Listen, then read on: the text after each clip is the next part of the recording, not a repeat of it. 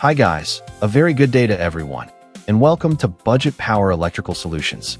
Today, we're going to understand the star-delta starter in one shot, both the power circuit and the control circuit, in a very simple, step-by-step way.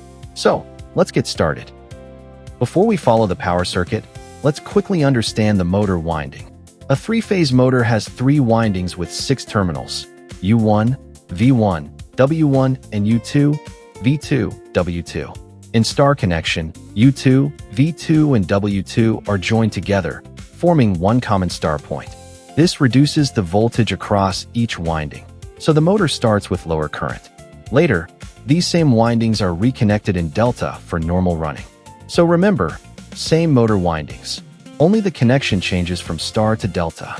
In delta connection, the motor windings are connected end to start. Here, U1 is connected to W2, V1 is connected to U2, and W1 is connected to V2. This forms a closed delta loop.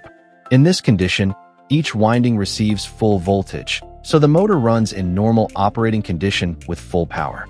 When we press the start button, KM1 main contactor and KM2 star contactor energize. Now the three-phase supply L1, L2, and L3 flows through KM1, through the overload relay, and into the motor terminals U1, V1, and W1. At the same time, KM2 connects the other winding ends U2, V2, and W2 together, creating the star connection. So the motor starts in star with reduced starting current.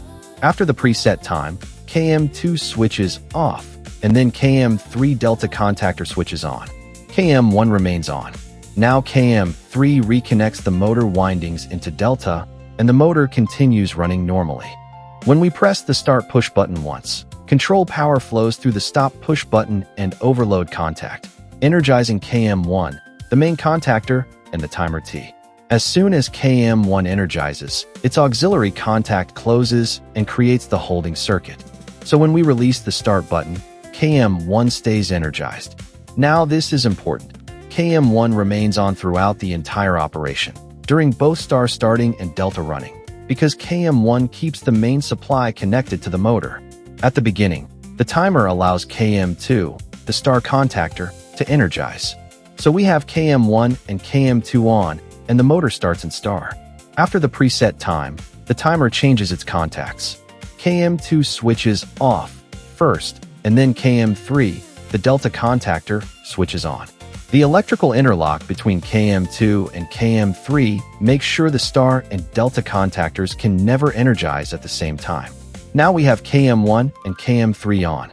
The motor is connected in delta and continues running normally in delta.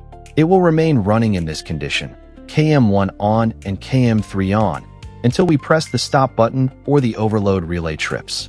We hope you now have a clear understanding of both the star-delta power circuit and control circuit, and how the complete sequence works from starting in star to running in delta.